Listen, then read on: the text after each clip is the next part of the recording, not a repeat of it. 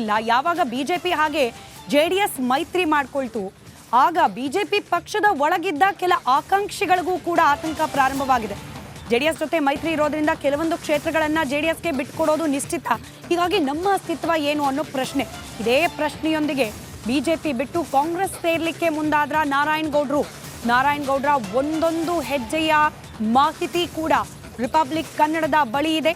ಅದರಲ್ಲೂ ಮುಖ್ಯಮಂತ್ರಿ ಸಿದ್ದರಾಮಯ್ಯ ಅವರ ಜೊತೆ ನಡೆದ ರಹಸ್ಯ ಭೇಟಿ, ಮುಖ್ಯಮಂತ್ರಿ ಸಿದ್ದರಾಮಯ್ಯ ಹಾಗೆ ನಾರಾಯಣಗೌಡ್ರ ನಡುವೆ ನಡೆದ ಆ ಮೀಟಿಂಗ್ನ ಎಕ್ಸ್ಕ್ಲೂಸಿವ್ ಫೋಟೋ ಕೂಡ ರಿಪಬ್ಲಿಕ್ ಕನ್ನಡಕ್ಕೆ ಲಭ್ಯವಾಗಿದೆ.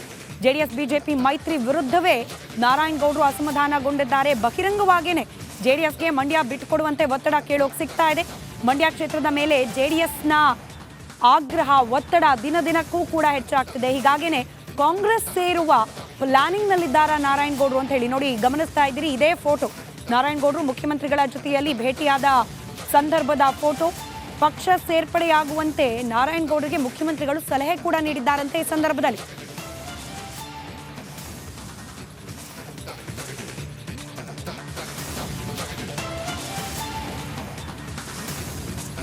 ಒಂದ್ ಕಡೆ ಇತ್ತೀಚೆಗಷ್ಟೇ ಶೆಟ್ಟರ್ ಅವರ ಘರ್ ವಾಪಸಿ, ಇದರಿಂದಾಗಿ ಕಾಂಗ್ರೆಸ್ನ ಬಲ ಎಲ್ಲೋ ಒಂದ್ ಕಡೆ ಕುಕ್ತ ಅನ್ನೋ ರೀತಿಯ ಚರ್ಚೆಗಳು ಕೂಡ ನಡೀತಾ ಇದೆ.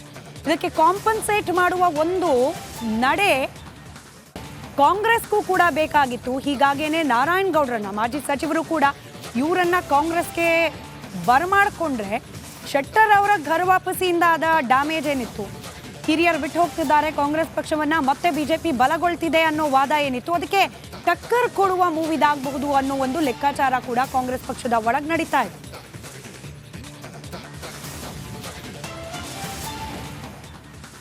ಮತ್ತೊಂದು ಕಡೆ ಕಾಂಗ್ರೆಸ್ ಎರಡು ತಲೆ ರಾಜಕೀಯ ಮಾಡ್ತಾ ಇದೆ ಅನ್ನುವಂಥ ಕುಮಾರಸ್ವಾಮಿ ಅವರ ಟ್ವೀಟ್ಗೆ ಮಂಡ್ಯ ಉಸ್ತುವಾರಿ ಸಚಿವ ಚೆಲುವರಾಯಸ್ವಾಮಿ ಮತ್ತು ಕುಮಾರಸ್ವಾಮಿಯ ಮಾಜಿ ಗೆಳೆಯ, ಯಾಕೆ ಮಾಜಿ ಗೆಳೆಯ ಅಂತಂದರೆ 2020 ಗವರ್ಮೆಂಟ್ ಸಂದರ್ಭದಲ್ಲಿ ಇದೇ ಚೆಲುವರಾಯಸ್ವಾಮಿ ಇದೇ ನಾಗಮಂಗಲದಿಂದ ಗೆದ್ದು ಬಂದಿದ್ದರು ಮತ್ತು ಸಚಿವರು ಕೂಡ ಆಗಿದ್ದರು.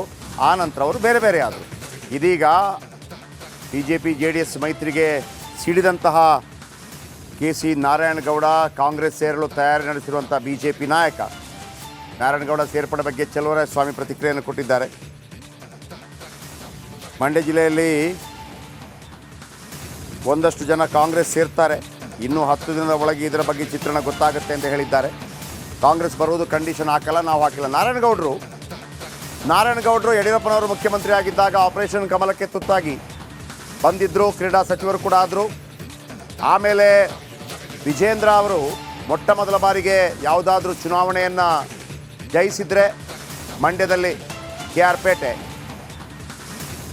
ಈ ನಡುವೆ ಇನ್ನೂ 10 ದಿನಗಳ ಒಳಗೆ ಇದರ ಬಗ್ಗೆ ಚಿತ್ರಣ ಗೊತ್ತಾಗುತ್ತೆ, ಅನೇಕರು ಬರ್ತಾರಂತೆ. ಒಂದಂತೂ ಬಹಳ ಸ್ಪಷ್ಟ, ಮಂಡ್ಯ ಈ ಬಾರಿ ಮತ್ತೊಮ್ಮೆ ದೊಡ್ಡ ಮಟ್ಟದಲ್ಲಿ ಸುದ್ದಿ ಆಗುತ್ತೆ. ಕಳೆದ ಬಾರಿ ಚುನಾವಣಾ ಸಂದರ್ಭದಲ್ಲಿ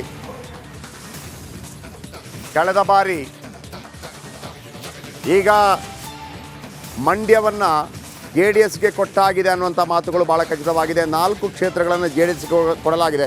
28 ಲೋಕಸಭಾ ಕ್ಷೇತ್ರಗಳ ಪೈಕಿ ಮಂಡ್ಯ, ಹಾಸನ, ಕೋಲಾರ ಮತ್ತು ಚಿಕ್ಕಬಳ್ಳಾಪುರ. ಮಂಡ್ಯ, ಹಾಸನ, ಕೋಲಾರ, ಚಿಕ್ಕಬಳ್ಳಾಪುರ ಈ 4 ಕ್ಷೇತ್ರಗಳನ್ನು ಕೊಡಲಾಗಿದೆ ಅಂತೇಳಿ. ಹಾಗಿದ್ದರೆ ಸುಮಲತಾ ಏನು ಮಾಡ್ತಾರೆ ಅನ್ನುವಂಥ ಕುತೂಹಲ ಕೂಡ ಇದೆ. ಕಳೆದ ಬಾರಿ KR ಪೇಟೆಯಲ್ಲಿ ವೆರಿ ಫಸ್ಟ್ ಟೈಮ್ BJP ಅಲ್ಲಿ ಕಮಲ ಅರಳಿಸಿತ್ತು. ವಿಜಯೇಂದ್ರ ಮತ್ತು ಹಾಸನದ ಪ್ರೀತಮ್ ಗೌಡ ಅದರ ನೇತೃತ್ವವನ್ನು ವಹಿಸಿದ್ರು. ಹಾಗಾಗಿ ಈ KR ಪೇಟೆ ಅನ್ನೋದು ಇದೇ ಯಡಿಯೂರಪ್ಪನವರ ಹುಟ್ಟೂರಾದಂತಹ ಬೂಕನಕೆರೆ ಕೂಡ ಇಲ್ಲೇ ಬರುತ್ತೆ. ಮತ್ತೊಂದು ಕಡೆ ಒಂದು ಎಕ್ಸ್ಕ್ಲೂಸಿವ್ ಫೋಟೋ ನಿಮ್ಮ ಮುಂದೆ. JP ನಡ್ಡಾ ಆ್ಯಂಡ್ ಸುಮಲತಾ ಅಂಬರೀಶ್ ಈಗ ಏನು ಮಾಡ್ತಾರೆ? ಮತ್ತೊಂದು ಕಡೆ BL ಸಂತೋಷ್ ಅವರನ್ನು ಕೂಡ ಭೇಟಿಯಾಗಿದ್ದಾರೆ. KGF ಸಿನಿಮಾದಲ್ಲಿ ಬಂದ ಹಾಗೆ ಈಗೇನು ಮಾಡ್ತಾರೆ ನಿಮ್ಮ ನಾಯಕ ಅಂತ ಕೇಳಿದಾಗೆ ಈಗೇನು ಮಾಡ್ತಾರೆ ಈ ನಾಯಕಿ ಅನ್ನೋದು ಕೂಡ ಪ್ರಶ್ನೆ. ಯಾಕಂದರೆ ಒಂದು ವೇಳೆ BJP JDS ಮೈತ್ರಿಯಲ್ಲಿ Mandya JDS ಪಾಲಾದರೆ Sumalatha ಎಲ್ಲಿಂದ ಕಣಕ್ಕಿಳಿತಾರೆ? ಒಂದು ಊಹಾಪೋಹ ಇತ್ತು ಕಾಂಗ್ರೆಸ್ ಸೇರಿಬಿಡ್ತಾರೆ ಅಂಥೇಳಿ. ಯಾಕಂದರೆ ಆರಂಭದಲ್ಲಿ ಸುಮಲತಾ ಅವ್ರಿಗೂ ಕೂಡ ಕಾಂಗ್ರೆಸ್ನಿಂದಲೇ ಮಂಡ್ಯದಿಂದ ಸ್ಪರ್ಧೆ ಮಾಡಬೇಕು ಅಂತಿತ್ತು. ಆ ಟೈಮ್ನಲ್ಲಿ ಕಾಂಗ್ರೆಸ್ ಮತ್ತು JDS ಮೈತ್ರಿ ಸರ್ಕಾರ ಇದ್ದ ಕಾರಣಕ್ಕಾಗಿ ಮೈತ್ರಿಯಾಗಿ ಹೋಗಬೇಕಾಗಿತ್ತು ಲೋಕಸಭಾ ಚುನಾವಣೆಗೆ. ಹೀನಾಯ ಸೋಲುಂಟಾಯಿತು, ಅದು ಬೇರೆ ಮಾತು ಕಾಂಗ್ರೆಸ್ಗೆ. ಈಗೇನು ಮಾಡ್ತಾರೆ? ಮಂಡ್ಯದ ಸ್ವಾಭಿಮಾನಿ ನಾಯಕಿ, ರಾಷ್ಟ್ರೀಯ ಅಧ್ಯಕ್ಷ ಅವರನ್ನು ಭೇಟಿಯಾದಂಥ ಸುಮಲತಾ ಅವರಿಗೆ ಆಪ್ಷನ್ ಇದೆ, ಆದರೆ ಮಂಡ್ಯ ಬಿಟ್ಟು ಬರ್ತಾರಾ ಅಂತ ಸುಮಲತಾ ಕೇಳಿದರೆ ಬೆಂಗಳೂರು ಉತ್ತರ ಸಿಗತ್ತೆ ಅವರಿಗೆ, ಬೆಂಗಳೂರು ಉತ್ತರ ಸಿಗತ್ತೆ. ಅದರ್ವೈಸ್ ರಾಜ್ಯ ರಾಜಕಾರಣಕ್ಕೆ ಬರ್ತಾರಾ ಅದರ ಬಗ್ಗೆ ಗೊತ್ತಿಲ್ಲ. ಬಿ ಜೆ ಪಿ ಅಧ್ಯಕ್ಷ JP Nadda, B J P ಸಂಘಟನಾ ಕಾರ್ಯದರ್ಶಿ BL ಸಂತೋಷ್ ಇಬ್ಬರನ್ನು ಕೂಡ ಭೇಟಿಯಾಗಿರುವಂಥದ್ದು. ಇದು ಒಂದು ರೀತಿಯಲ್ಲಿ ರಾಜಕೀಯವಾಗಿ ಏನು ಸಂದೇಶ ಇನ್ನೂ ಕೂಡ ಒಂದು ಕ್ಲಾರಿಟಿ ಸಿಗ್ತಾ ಇಲ್ಲ. ಯಾಕಂತಂದರೆ ಅವರು BJPಯಿಂದ ಬಯಸ್ತಾ ಇದ್ದರು, BJPಯಿಂದ ಮಂಡ್ಯದಲ್ಲಿ ಟಿಕೆಟ್ ಕೊಟ್ಟರೆ ಓಕೆ ಇದ್ದರು, BJPಗೆ ಬರೋದಕ್ಕೆ ರೆಡಿ ಇದ್ದರು. ಆದರೆ ಕುಮಾರಸ್ವಾಮಿ ಅಷ್ಟು ಸುಲಭವಾಗಿ ಬಿಟ್ಟುಕೊಡೋ ಚಾನ್ಸಸ್ ಇಲ್ಲ. ಹಾಗಾಗಿ ಮಂಡ್ಯದಲ್ಲಿ JDS ಆಗತ್ತೆ ಅನ್ನೋದು ಖಾತ್ರಿ ಆಯಿತು. ಮಂಡ್ಯದಲ್ಲಿ JDS ಆದರೆ ಸುಮಲತಾ ಅವರಿಗೆ ಅಲ್ಲಿ ಸ್ಥಾನ ಇರೋದಿಲ್ಲ. ಕಾಂಗ್ರೆಸ್ಗೆ ಬಂದು ಸ್ಪರ್ಧೆ ಮಾಡ್ತಾರಾ ಗೊತ್ತಿಲ್ಲ. ಹಂಗೆ ಅಂದ್ಕೊಂಡಿದ್ರು. ಕಾಂಗ್ರೆಸ್ಗೆ ಬಂದು ಸ್ಪರ್ಧೆ ಮಾಡೋದಿದ್ರೆ ಮಲ್ಲಿಕಾರ್ಜುನ ಖರ್ಗೆ ಅವರನ್ನು ಭೇಟಿಯಾಗಬೇಕಾಗಿತ್ತು.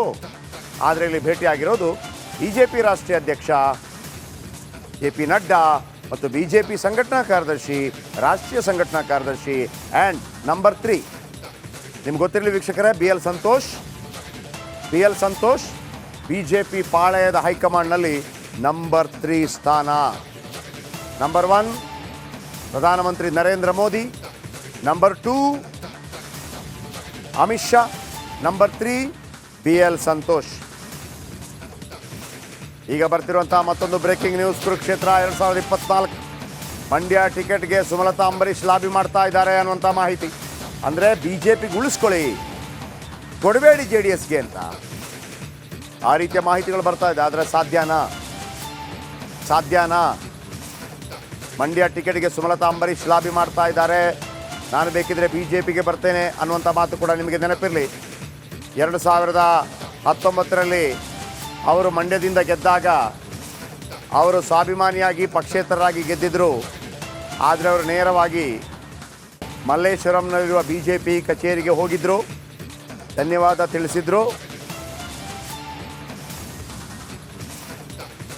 ವಿಜಯ್ ಇದರ ಬಗ್ಗೆ ಹೆಚ್ಚಿನ ಮಾಹಿತಿ ಕೊಡ್ತಾರೆ ಡೆಲ್ಲಿಯಿಂದ. ವಿಜಯ್, ಮೊದಲಿಗೆ ನಾನಿವತ್ತು ಬೆಳಗ್ಗೆ ಕೇಳ್ತಾ ಇದ್ದೆ, ಮಂಡ್ಯದ ರಿಪೋರ್ಟರ್ಗೆ ಕೇಳ್ತಾ ಇದ್ದೆ, ಆನಂದ್ಗೆ ಕೇಳ್ತಾ ಇದ್ದೆ. ಕಳೆದ ಬಾರಿಯ ಚುನಾವಣೆಯಲ್ಲೂ ಕೂಡ ನಮಗೆ ರಿಪೋರ್ಟರ್ಗಳಿಗೆ ಅಥವಾ ಜರ್ನಲಿಸ್ಟ್ಗಳಿಗೆ 28 ಲೋಕಸಭಾ ಕ್ಷೇತ್ರಗಳನ್ನು ಕವರ್ ಮಾಡಲಿಕ್ಕೆ ಆಗೇ ಇಲ್ಲ. 90% ಮಂಡ್ಯದಲ್ಲೇ ಇದ್ದು ಬಿಟ್ವಿ. ಸೊ ಹಾಗಿರುವಾಗ ಈಗಲೂ ಕೂಡ ಅಂಥದ್ದೇ ಒಂದು ಘಟನಾವಳಿಗಳು ಮರುಕಳಿಸುವಂಗೆ ಕಾಣ್ತಾ ಇದೆ ನನಗೆ. ಆದರೆ ನನಗೆ ಅಚ್ಚರಿ ಆಗಿದ್ದೇನಪ್ಪ ಅಂತಂದರೆ, ಸುಮಲತಾ ಅಂಬರೀಶ್ ಅವರು ಈ ಥರ ಎಲ್ಲ ಆದಾಗ ಅಂದರೆ ಬಹುತೇಕ JDSಗೆ ಬಿಟ್ಟು ಕೊಡಲಾಗ್ತಾ ಇದೆ ಅನ್ನೋಂಥ ಮಾತುಗಳು ಕೇಳಿ ಬರ್ತಾ ಇದೆ. ಹಾಗಾಗಿ ನಾರಾಯಣಗೌಡರು ಕೂಡ ಕೋಪಗೊಂಡು ವಾಪಸ್ ಕಾಂಗ್ರೆಸ್ಗೆ ಹೋಗ್ತಾ ಇದ್ದಾರೆ ಅಂತ ನಂಬರ್ 1. ಹಾಗಿದ್ದರೆ ಸುಮಲತಾ ಅವರು ಕಾಂಗ್ರೆಸ್ಸಿಂದ ಸ್ಪರ್ಧೆ ಮಾಡ್ತಾರೆ ಅನ್ನುವಂಥದ್ದು ಒಂದು ಊಹಾಪೋಹ ಇದ್ದದ್ದು. ಈಗ ನೋಡಿದರೆ ಇಲ್ಲ, ನಾನು BJP ಜೊತೆನೇ ಇದ್ದೀನಿ ಅನ್ನುವಂಥದ್ದನ್ನು ತೋರಿಸ್ತಾ ಇದ್ದಾರೆ. ಬಟ್ BJPಯಿಂದ ಟಿಕೆಟ್ ಸಿಗೋದಕ್ಕೆ ಸಾಧ್ಯ ಇಲ್ಲ. ಏನಾಗ್ತಾ ಇದೆ ವಿಜಯ್? ಎಕ್ಸಾಕ್ಟ್ಲಿ ಜಯಪ್ರಕಾಶ್, ಮಂಡ್ಯ ಕ್ಷೇತ್ರ ಸಾಕಷ್ಟು ಕುತೂಹಲ ಕೇಳ್ತಿರುವಂತದ್ದು. BJP JDS ಮೈತ್ರಿ ನಂತರ 28 ಲೋಕಸಭಾ ಕ್ಷೇತ್ರಗಳಲ್ಲಿ ಯಾವ ಕ್ಷೇತ್ರ ಸಂಬಂಧಪಟ್ಟಂತೆ ಕೂಡ ಇಷ್ಟೊಂದು ಕುತೂಹಲ, ಇಷ್ಟೊಂದು ಚರ್ಚೆ ಮತ್ತು ಒಂದಷ್ಟು ರೀತಿಯಲ್ಲಿ ಚರ್ಚೆಗಳು ಎಲ್ಲೂ ಕೂಡ ಆಗಿಲ್ಲ. ಅದು ಮಂಡ್ಯ ಕ್ಷೇತ್ರ ಮಾತ್ರ ಆಗ್ತಾ ಇರುವಂತದ್ದು. ಯಾಕೆ ಅಂದ್ರೆ ಸುಮಲತಾ ಅವರು ಈಗ BJPಗೆ ಬೆಂಬಲ ಕೊಟ್ಟಿರುವಂತಹ ಹಿನ್ನೆಲೆಯಲ್ಲಿ, ಪಕ್ಷೇತರ ಸಂಸದೆ ಆಗಿ ಬೆಂಬಲ ಕೊಟ್ಟಿರುವಂತ ಹಿನ್ನೆಲೆ ನನಗೆ BJP ಟಿಕೆಟ್ ಬೇಕು ಅಂತ ಪಟ್ಟನ್ನು ಹಿಡಿದಿರುವಂತದ್ದು.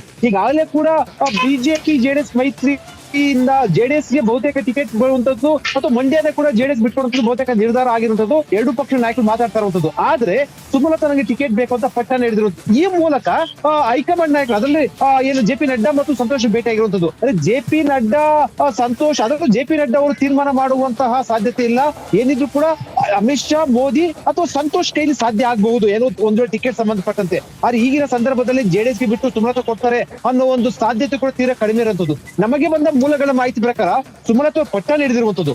ಒಂದು ವೇಳೆ ಏನಾದ್ರು ಕೂಡ ಆಗ್ಲಿಲ್ಲ ಅಂದ್ರೆ BJP ಬೇರೆ ರೀತಿಯ ಏನಾದ್ರು ಕೂಡ ಒತ್ತಡದ ಲಾಬಿ ಸಂಬಂಧಪಟ್ಟಂತೆ, ಯಾಕಂದ್ರೆ ಈಗಾಗಲೇ ಕೂಡ ಬೆಂಗಳೂರು ಉತ್ತರ ಕ್ಷೇತ್ರಕ್ಕೆ ಸಂಬಂಧಪಟ್ಟಂತೆ ಕೂಡ ಒಂದು ಕಣ್ಣನ್ನ ಹಾಕಿರುವಂತದ್ದು. ಅಲ್ಲೂ ಕೂಡ ಕೇಳ್ತಾ ಇದಾರ ಅನ್ನೋದು.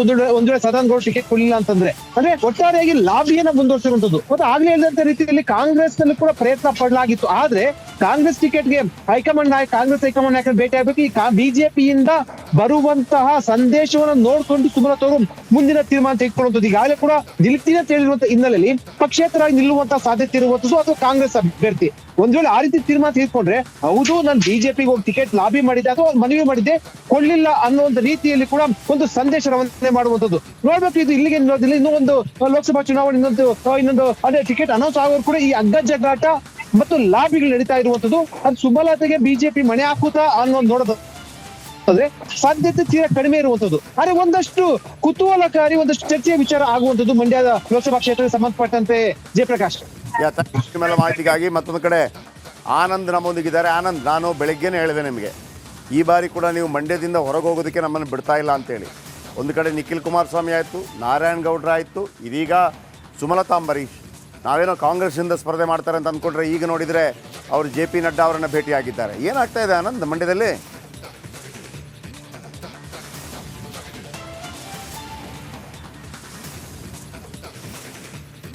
ಅವ್ರನ್ನ ಸೇರಿಸ್ಕೊಳ್ಳೋದಕ್ಕೆ ಒಪ್ತಾ ಇಲ್ಲ.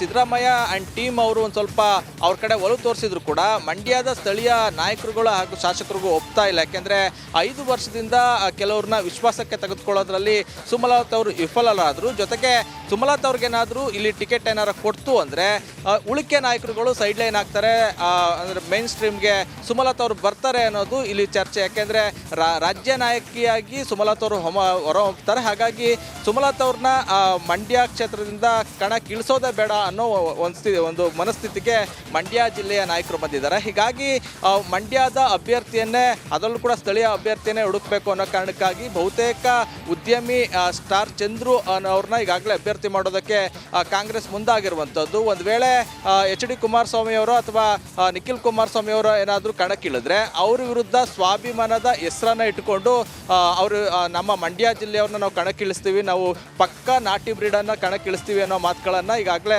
ಚಲುವರಾಯಸ್ವಾಮಿ ಅವರು ಹೇಳಿದರು. ಹಾಗಾಗಿ ಸುಮಲತಾ ಅವ್ರನ್ನ ಅವರು ಕರ್ಕೊಳ್ಳೋದ್ರಲ್ಲಿ ಒಪ್ಪುತ್ತಾ ಇಲ್ಲ. ಇನ್ನೊಂದು ಕಡೆ ಅಂದರೆ ಏನು BJPಯಲ್ಲಿ ಅವ್ರಿಗೆ ಟಿಕೆಟ್ ಕೊಡೋದು ಡೌಟ್. ಆದರೆ ಅವರು ಕಡೆ ಕ್ಷಣದವರೆಗೂ ಕೂಡ ಅವರು BJP ಹೈಕಮಾಂಡ್ ಮೇಲೆ ಒತ್ತಡ ಹಾಕೋ ನಿಟ್ಟಿನಲ್ಲಿ ಪ್ರಯತ್ನವನ್ನು ಮುಂದುವರಿಸಿರುವಂಥದ್ದು. ಇತ್ತೀಚೆಗಷ್ಟೇ ಸುಮಲತಾ ಅವರು ಒಂದು ಮಾತಂದಿದ್ರು, ಮಂಡ್ಯದ BJPಯ ಮೊದಲ ಶಾಸಕಿ ಅಂದರೆ ಸಂಸದೆಯಾಗಿ ನಾನು ಆಯ್ಕೆ ಆಗಬೇಕು ಅನ್ನೋ ಆಸೆ ಇದೆ ಅಂತ. ಜೊತೆಗೆ ಮೋದಿ ಸೇರಿದಂತೆ ರಾಷ್ಟ್ರೀಯ ನಾಯಕರುಗಳನ್ನು ನಾನು ಭೇಟಿ ಮಾಡಿ ನಾನು ಟಿಕೆಟ್ಗಾಗಿ ಮನವಿ ಮಾಡ್ತೀನಿ ಅಂತ ಹೇಳಿದರು. ಅದೇ ನಿಟ್ಟಿನಲ್ಲಿ ಈಗಾಗಲೇ ಹೈಕಮಾಂಡ್ ನಿಟ್ಟಿನಲ್ಲಿ ದೆಹಲಿಯ ನಾಯಕರುಗಳನ್ನು ಭೇಟಿ ಮಾಡೋ ನಿಟ್ಟಿನಲ್ಲಿ ಈಗಾಗಲೇ ಪ್ರಯತ್ನವನ್ನು ಮುಂದುವರಿಸಿದ್ದಾರೆ. ಆದರೆ ಎಲ್ಲಿಗೆ ನೋಡಬೇಕು. ಆನಂದ್, ಈಗ ರಾಜಕೀಯ ವರದಿಗಾರಿಕೆ ಬಿಟ್ಟಾಕಿ, ಈಗ ಮಂಡ್ಯ ವರದಿಗಾರಿಕೆ ಒಂದೊಂದಿರುತ್ತೆ. ಅಲ್ಲಿಯ ಲೋಕಲ್ ಲೀಡರ್ಸ್ಗಳು ಕೆಲ ಮಾತಾಡ್ತಾ ಇರ್ತಾರೆ. ಯಾಕೆ ಇದನ್ನು ಹೇಳ್ತಾ ಇದ್ದೀನಿ ಅಂತಂದರೆ, ಕಳೆದ ಬಾರಿ ನಾನು ಅಲ್ಲಿಗೆ ಬಂದಾಗ ಜಸ್ಟ್ ಅಲ್ಲಿಯ ಲೋಕಲ್ ಜನಗಳ ಹತ್ರ, ಅಂದರೆ ಅಲ್ಲಿಯ ಸ್ಥಳೀಯರ ಹತ್ರ ಮಾತಾಡ್ತಾ ಇದ್ದೆ. ಆಗ ಅವ್ರು ಹೇಳಿದಂಥ ಮಾತು ಫಸ್ಟ್ ಸ್ಟಾರ್ಟಿಂಗೇ, ಇಲ್ಲ ಸರ್ ಸುಮಲತಾ ಗೆಲ್ತಾರೆ ಅಂತ. ಈ ಬಾರಿ ಹೆಂಗಿದೆ, ಈ ಬಾರಿ ಜನಮಾನಸ ಹೆಂಗಿದೆ ಅಂದರೆ, ಈ ಬಾರಿ ಒಂದು ಹೆಂಗಿದೆ ಅಂದರೆ, ಏನಪ್ಪ ಇವ್ರ ಕೈಗೆ ಸಿಗ್ತಾ ಇಲ್ಲ, ಹಾಗೇನಾದರೂ ಇದೆಯಾ ಸುಮಲತಾ ಅವ್ರ ಬಗ್ಗೆ? ಆ ಸ್ವಾಭಿಮಾನದ ಟ್ರಂಪ್ ಕಾರ್ಡ್ ಈಗಲೂ ಕೂಡ ವರ್ಕ್ ಆಗುತ್ತಾ? ಈಗಲೂ ಕೂಡ ಅಂಬರೀಷ್ ಅನ್ನುವಂಥ, ಯಾಕಂದರೆ ಅಮರಾವತಿ ಅವರೆಲ್ಲ ಇಲ್ಲವೇ ಇಲ್ಲ, ಭಾಳ ದೂರ ಹೋಗ್ಬಿಟ್ಟಿದ್ದಾರೆ. ಸೊ ಈಗಲೂ ಅದು ನಡೆಯುತ್ತಾ? ನಂಬರ್ 1. ಎರಡನೇದಾಗಿ ನಿಖಿಲ್ ಕುಮಾರಸ್ವಾಮಿ ಅವರನ್ನು ಮತ್ತೊಮ್ಮೆ ಕಣಕ್ಕಿಳಿಸಿ ಒಂದು ವೇಳೆ ಹೆಚ್ಚು ಕಡಿಮೆ ಆದರೆ ರಾಜಕೀಯ ಜೀವನವೇ ಅಂತ್ಯವಾಗುವಂಥ ಸಾಧ್ಯತೆಗಳು ಕೂಡ ಇದೆ. ಅಂಥ ರಿಸ್ಕನ್ನು JDS ಕೂಡ ತಗೊಳತ್ತಾ?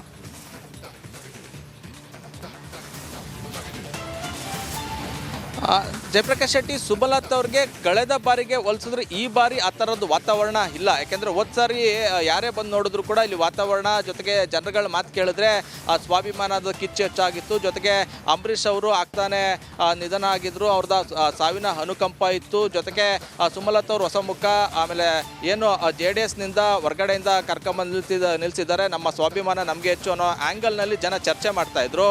ಆದರೆ ಕಳೆದ 5 ವರ್ಷಗಳಿಂದ ಸುಮಲತಾ ಅವರು ಆ ಒಂದು ಏನು ಜೊತೆಗೆ ಒಂದು ಅಭಿಪ್ರಾಯ ಇತ್ತು, ಅದನ್ನು ಕ್ಯಾರಿ ಮಾಡ್ಕೊಂಡು ಬರೋದ್ರಲ್ಲಿ ವಿಫಲರಾಗಿದ್ದಾರೆ ಅಂತ ಹೇಳಿದ್ರೆ ಏನು ತಪ್ಪಲಾಗಕ್ಕಿಲ್ಲ. ಯಾಕೆಂದರೆ ಅವರೇನು ಅಪರೂಪಕ್ಕೆ ಬಂದು ಹೋಗೋರ ಥರನೇ ಕಾಣಿಸ್ತಾ ಹೋದ್ರು. ಯಾಕೆಂದ್ರೆ ತಿಂಗಳಿಗೊಮ್ಮೆ ಎರಡು ಬಾರಿ ಅಷ್ಟೇ ಮಂಡ್ಯ ಜಿಲ್ಲೆಗೆ ಬರ್ತಿದ್ರು. ಕಳೆದ 3-4 ತಿಂಗಳಿಗೆ ಹೋಲ್ಸ್ಕೊಂಡ್ರೆ ಒಂದು 5-6 ಬಾರಿ ಬಂದೋಗಿರ್ಬೋದು ಅಂತಾನೆ ಹೇಳ್ಬೋದು. ಯಾಕೆಂದ್ರೆ ಅವರು ಆಗೊಮ್ಮೆ ಹೀಗೊಮ್ಮೆ ಬಂದೋಗ್ತಾರೆ. ಮಂಡ್ಯದಲ್ಲಿ ಒಂದೇ ಒಂದು ದಿನವೂ ಕೂಡ ವಾಸ್ತವ್ಯ ಹೂಡಿಲ್ಲ. ಇದು ಜನರಿಗೆ ಒಂದಷ್ಟು ಬೇಸರವನ್ನು ತರಿಸಿದೆ. ಅದ್ರ ಜೊತೆಗೆ ಏನು ಅವರ ಬೆಂಬಲಿಗರು ಜೊತೆಗೆ ಅವರ ಆಪ್ತರ ಪಡೆಯನ್ನು ನೋಡ್ಕೊಂಡ್ರೆ ಕೆಲವು ಮಂದಿ ಮಾತ್ರ ಉಳ್ಕೊಂಡಿರುವಂಥದ್ದು. ಕಾಂಗ್ರೆಸ್ನವ್ರನ್ನಾಗ್ಲಿ BJP ಅವ್ರನ್ನಾಗ್ಲಿ ಅವರು ಹತ್ರಕ್ಕೆ ಬಿಟ್ಕೊಂಡಿಲ್ಲ. ಕೆಲವು ಮಂದಿ ಅಷ್ಟೇ ಅವರ ಹಿಂದೆ ಮುಂದೆ ಓಡಾಡ್ತಾರೆ ಅನ್ನೋದು ಅಭಿಪ್ರಾಯ ಇಲ್ಲಿ ಜನಮಾನಸದಲ್ಲಿದೆ. ಜೊತೆಗೆ ಅವ್ರನ್ನ ಭೇಟಿ ಮಾಡೋದಕ್ಕೆ ಕಷ್ಟ, ಸಾಮಾನ್ಯ ಜನ ಅವ್ರ ಹತ್ರ ಹೋಗಕ್ಕಾಗಲ್ಲ ಅನ್ನೋ ಅಭಿಪ್ರಾಯ ಕೂಡ ಇರ್ಬೋದು. ಆದ್ರೆ ಸುಮಲತಾ ಅವ್ರಿಗೆ ಅಂಬರೀಷ್ ಅನ್ನೋ ಒಂದು ಹೆಸರಿದೆಯಲ್ಲ, ಅದು ಯಾವುದೇ ಕಾರಣಕ್ಕೂ ಅವರಿಂದ ದೂರ ಆಗೋದಿಲ್ಲ. ಅವ್ರಿಗಿರೋ ಒಂದು ನಾಯಕತ್ವ ಜೊತೆಗೆ ಒಂದಷ್ಟು ಹೆಸರು ಹಾಗೆ ಇರೋದ್ರಿಂದ ಅಷ್ಟು ಸುಲಭವಾಗಿ ಸುಮಲತಾ ಅವ್ರನ್ನ ಅಲ್ಲಗೆಳೆಯೋದು. Thank you Anand.